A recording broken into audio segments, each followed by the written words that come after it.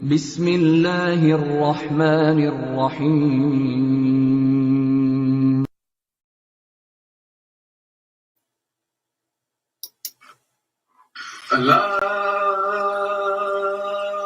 Allahu Akbar, Allahu Akbar. Allahu Akbar, Allahu Akbar.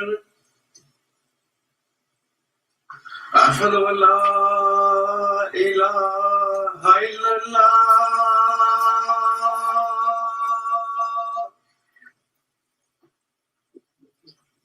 أشهد أن لا إله إلا الله.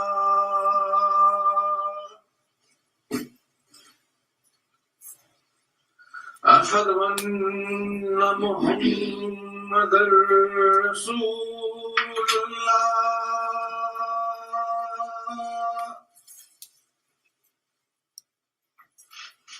أشهد أن محمدا رسول الله.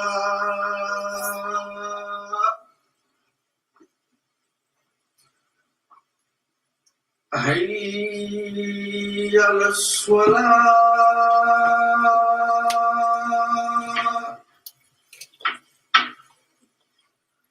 حي على الصلاة.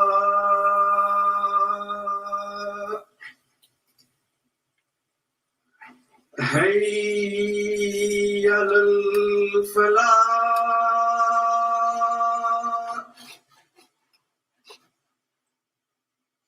حي على الفلاح.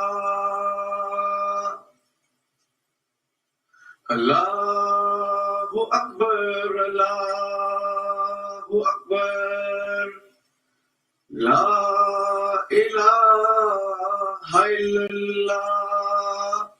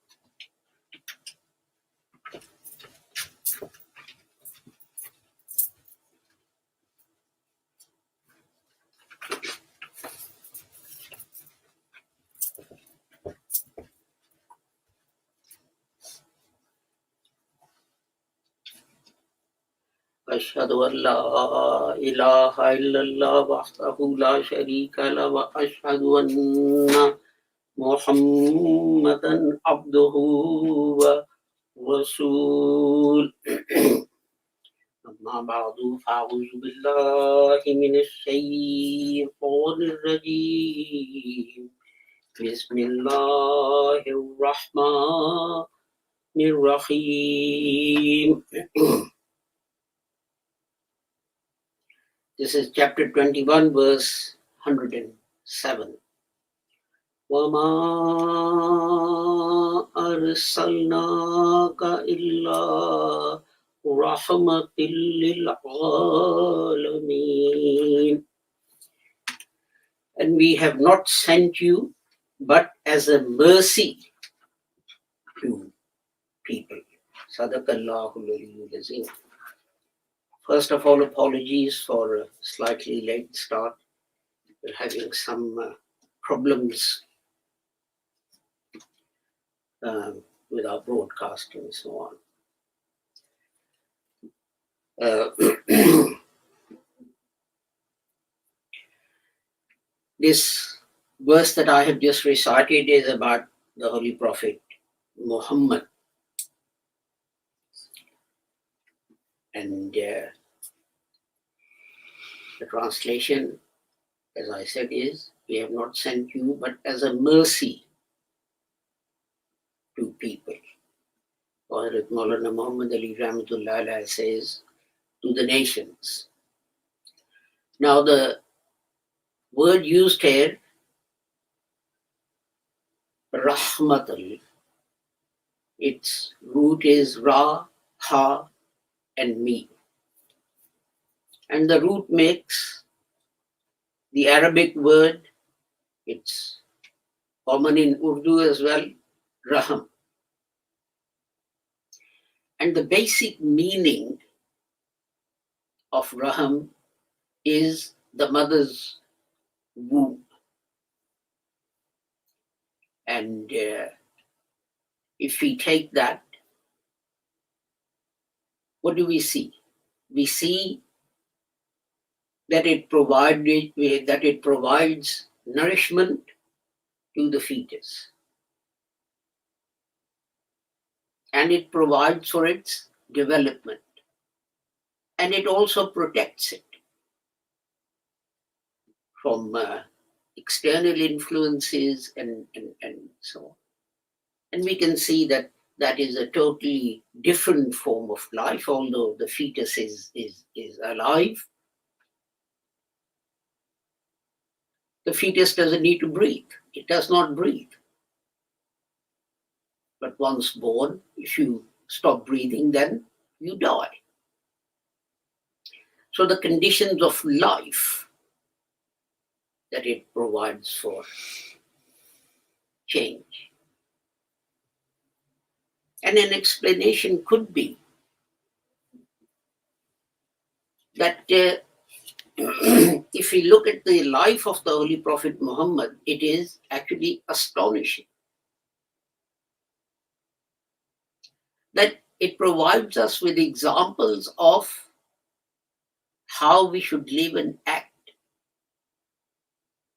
in all spheres of life, and not just us, between human beings, but how we should act towards other living things, the environment and animals and nature. For what reason? So that it is nourished and protected and developed. You see, what people forget is that our behavior is like ripples in the water. You go to a pond and you throw a small stone in it, and you can see how far the ripples stretch. And it's the same with our lives. Every little thing we do affects other people. It affects the environment. It affects the whole of creation. Some people say that when a butterfly flaps its wings, how small is a butterfly? And how small are its wings?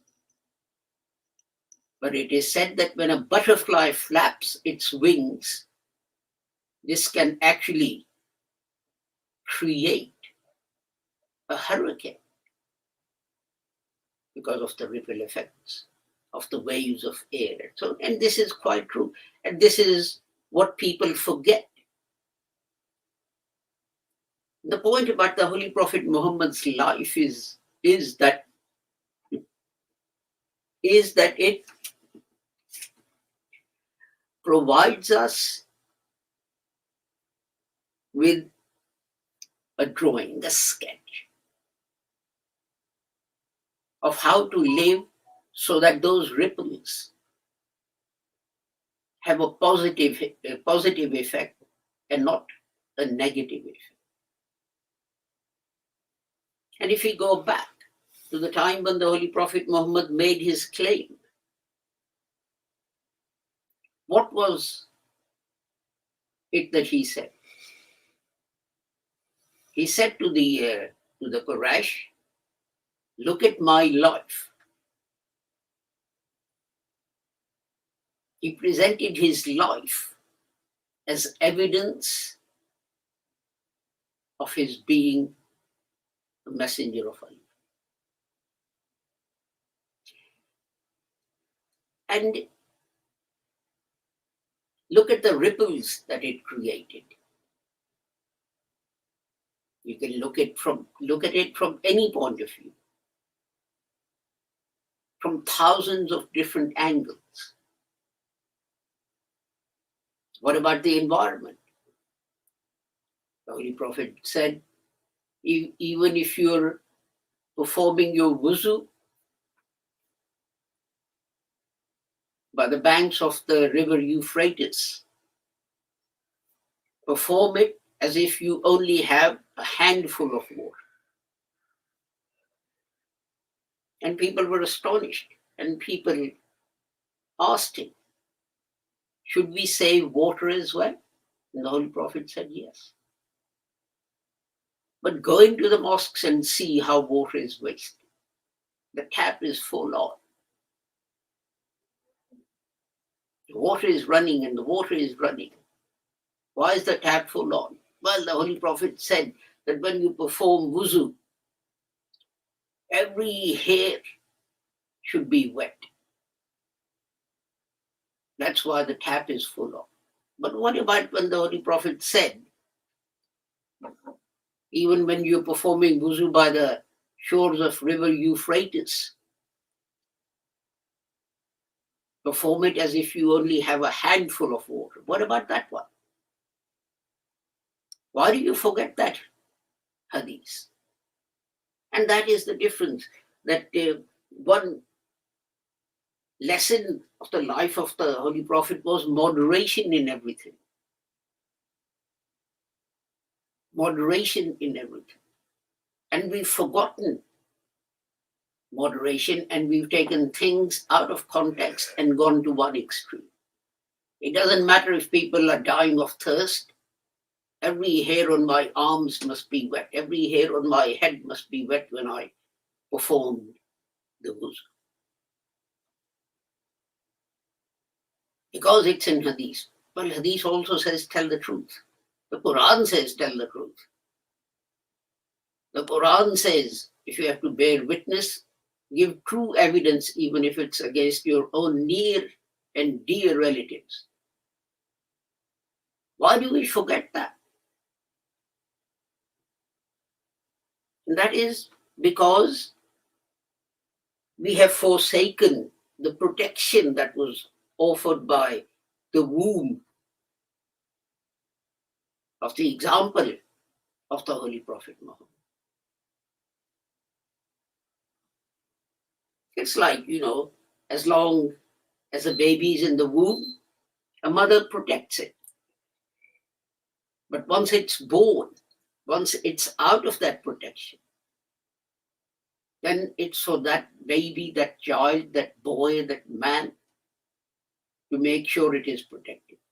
If he starts smoking, he'll damage his health. He starts drinking, he'll damage his health. But now it's up to him. Similarly, now it's up to us. Let's take the example of this ripple effect that I was talking about. Water companies have been discharging effluents into the rivers. That has caused all living things in those rivers to die. There are plants in the river that have died.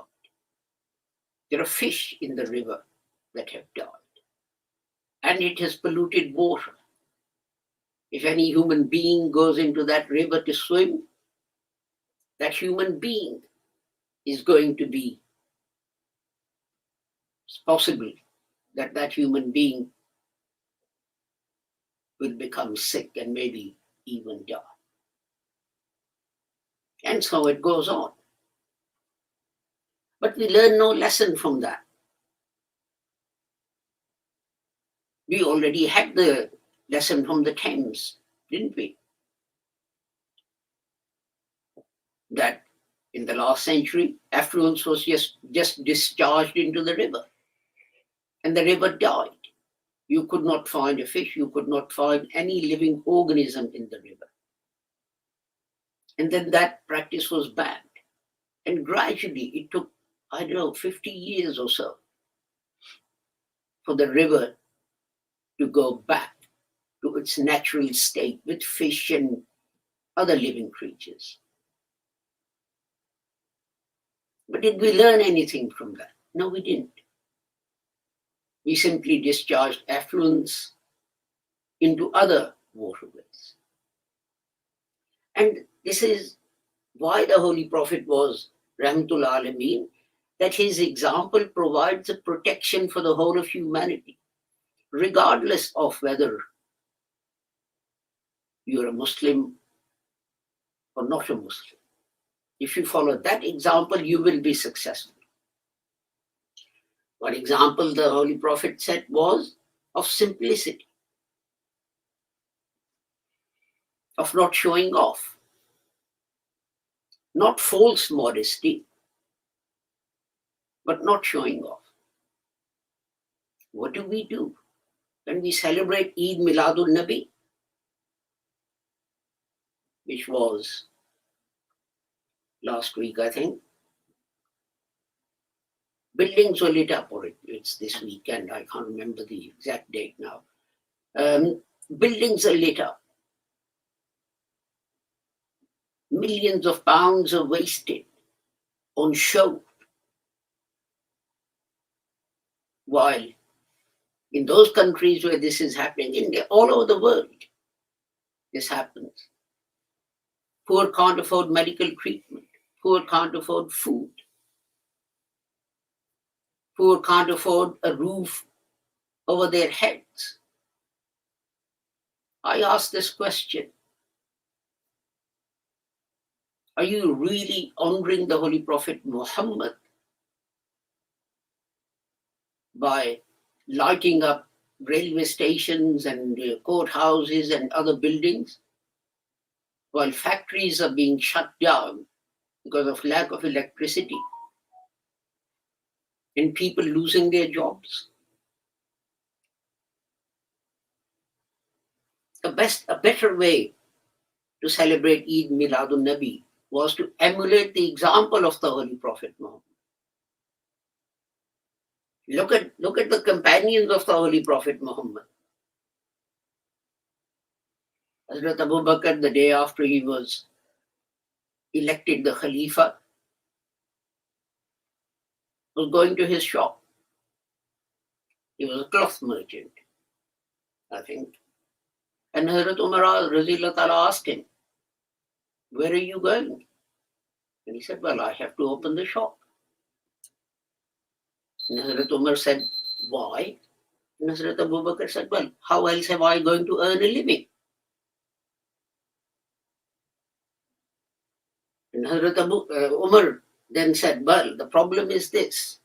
If you run your shop, you're the head of state, the case comes to you for a final decision, and you decide in A's favor against B, people will say, he decided against B because B went to some other cloth merchant to buy his cloth.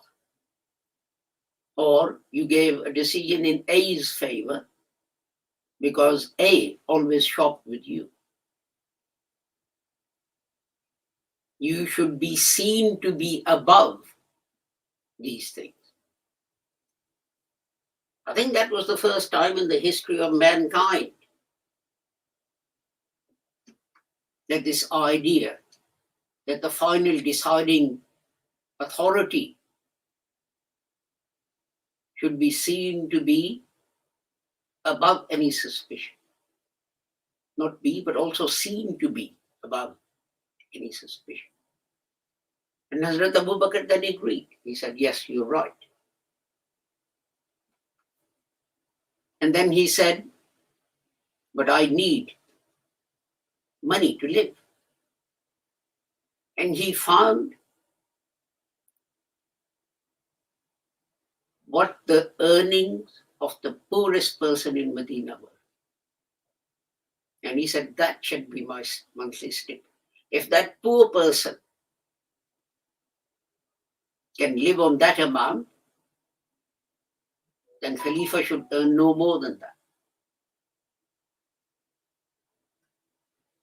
And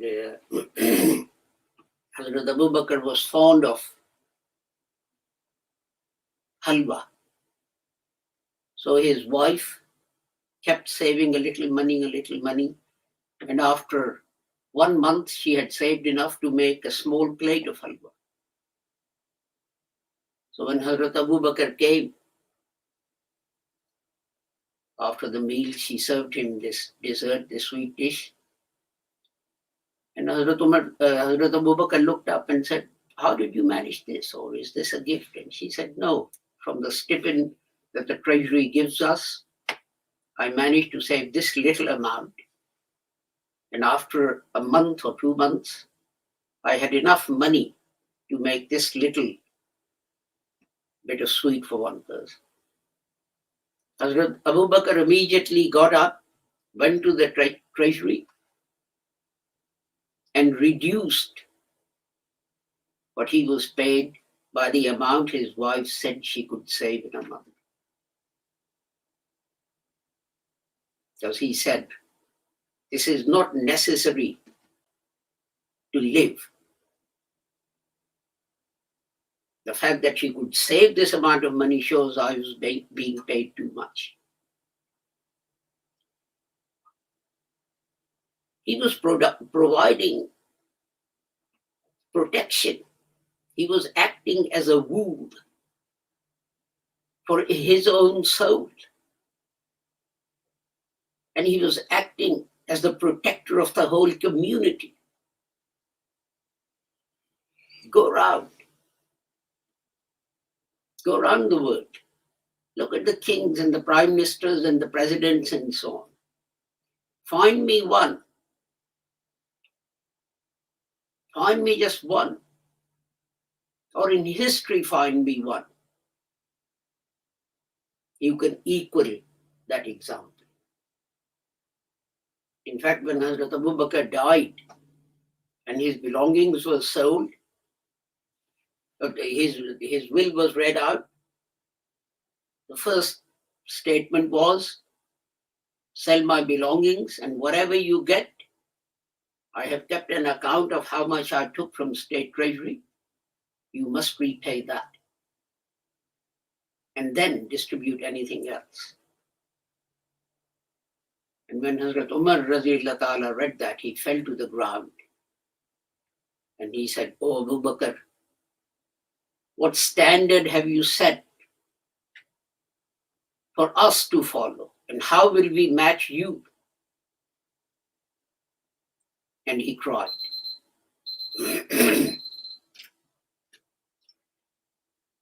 This is why the Holy Prophet Muhammad was a mercy.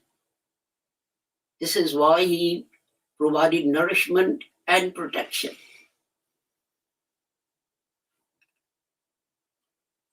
At the time of Hazrat Mirza Ghulam Ahmad, 1400 years later,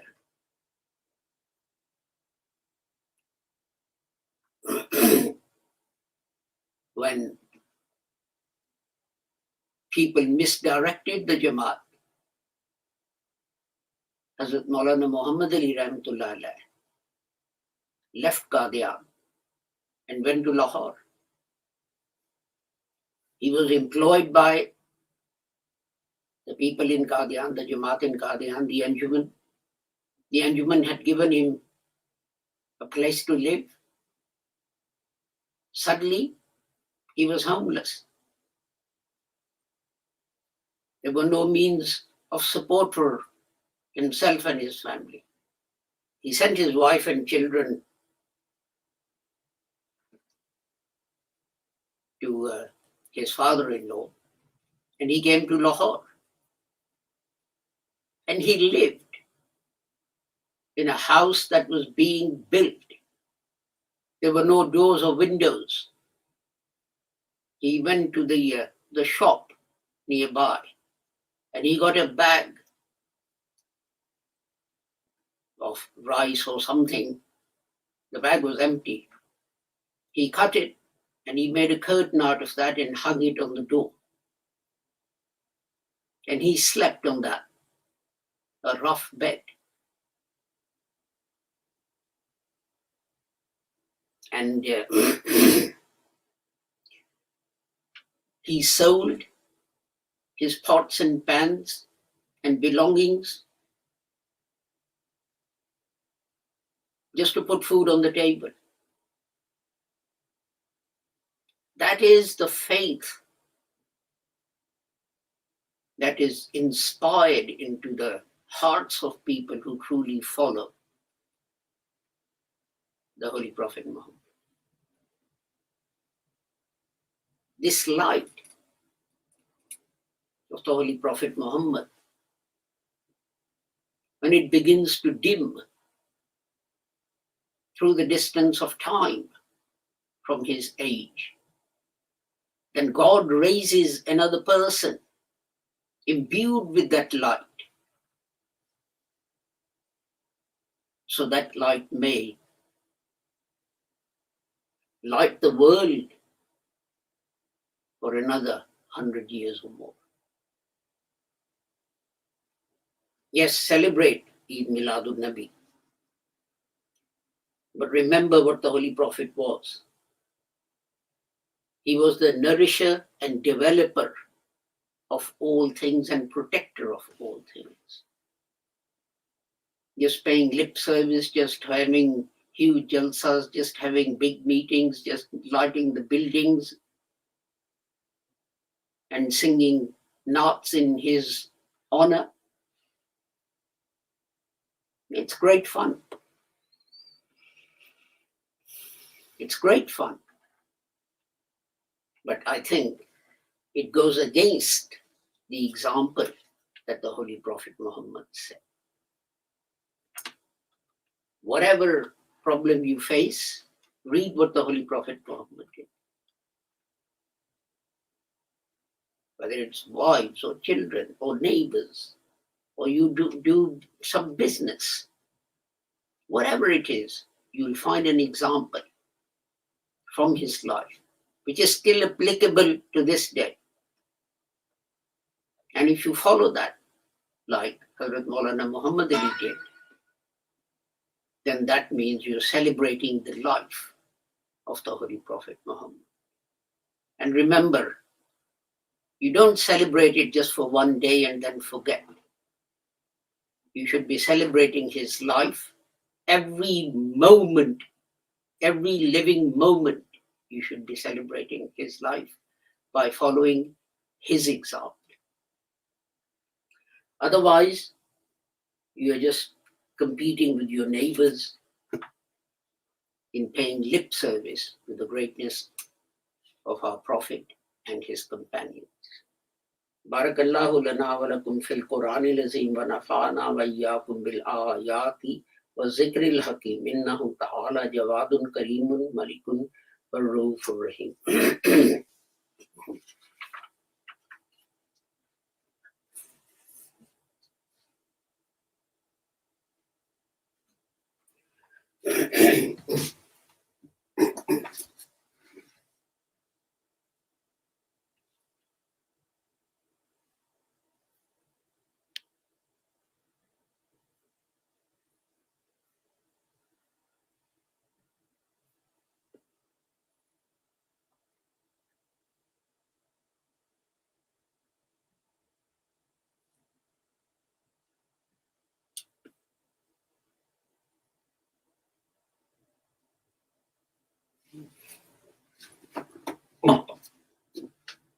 Alhamdulillah nahmaduhu wa nasta'inuhu wa nastaghfiruh wa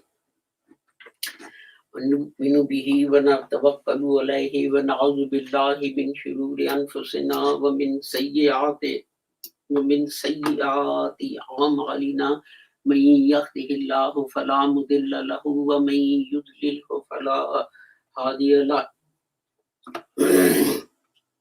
وأشهد أن لا إله إلا الله وأشهد أن محمدا عبده ورسوله اللهم صل على محمد وعلى آل محمد كما صليت على إبراهيم وعلى آل إبراهيم إنك حميد مجيد اللهم بارك على محمد وعلى آل محمد كما باركت على إبراهيم وعلى آل إبراهيم إنك حميد مجيد اللهم انصر من نصر دين محمد صلى الله عليه وسلم واجعلنا منهم واقتل من خذل دين محمد صلى الله عليه وسلم ولا تجعلنا منهم عباد الله رحمكم الله إن الله يأمر بالعدل والإحسان وإيتاء ذي القربى وينهى عن الفحشاء والمنكر والبغي يعظكم لعلكم تذكرون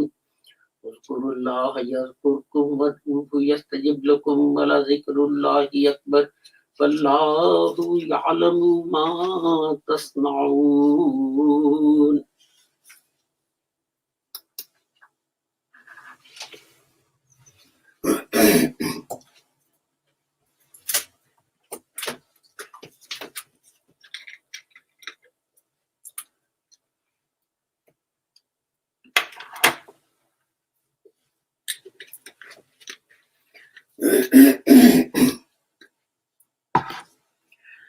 Allahu Akbar, Allahu Akbar, Ashhadu an la ilaha illallah, Ashhadu anna Muhammadan Rasulullah, Hayya ala salah, Hayya ala falah, Qad qamatis salah, Qad qamatis salah. Allahu Akbar, La ilaha illallah. Allahu Akbar.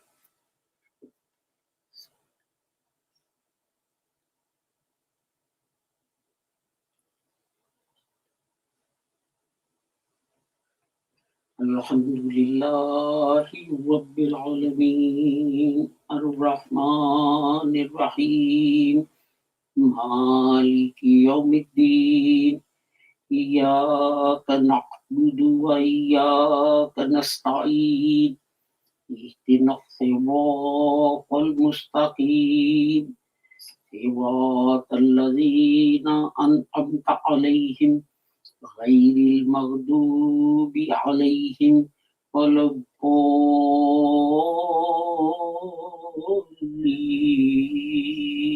آمين.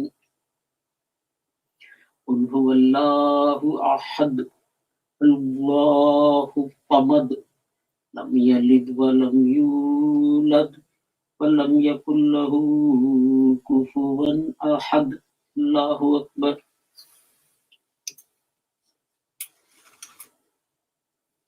سمع الله لمن حمده ربنا. الله أكبر.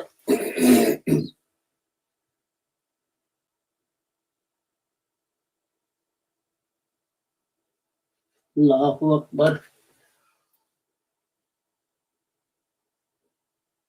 الله أكبر.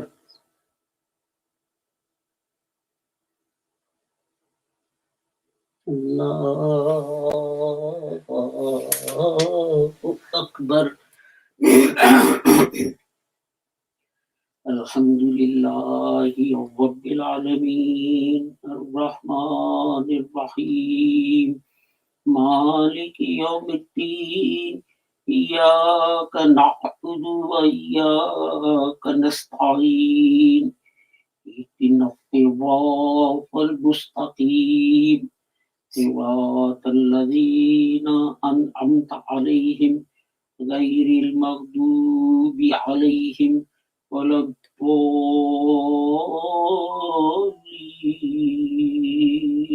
آمين.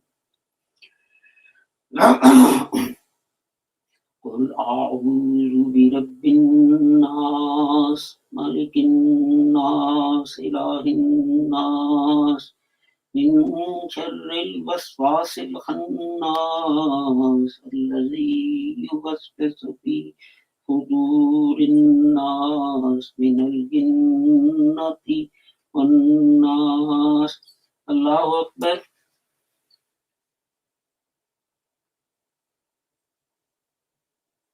سمع الله لمن حمده. الله أكبر.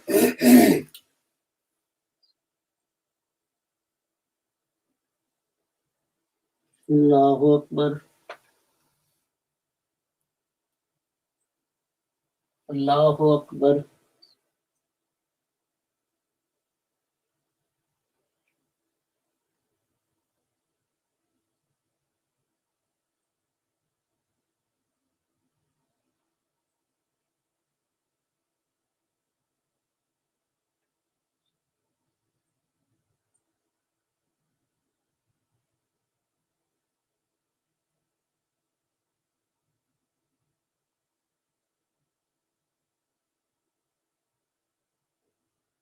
الله أكبر.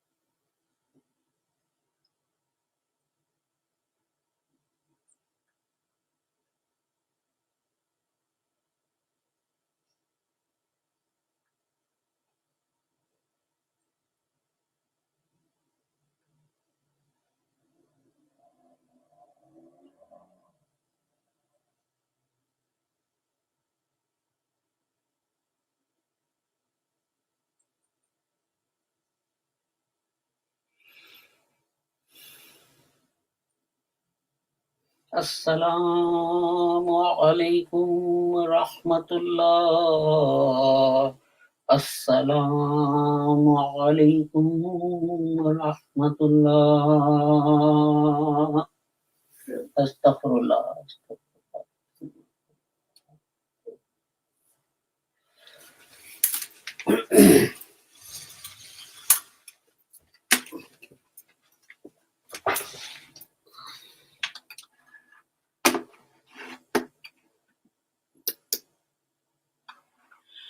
Thank you for joining us for our Friday service today. We take our leave of you with the prayer that whoever you are and wherever you may be, may Allah keep the whole of humanity under His protection. And inshallah, we'll see you next Friday. Assalamu alaikum, Khuda Hafiz, and good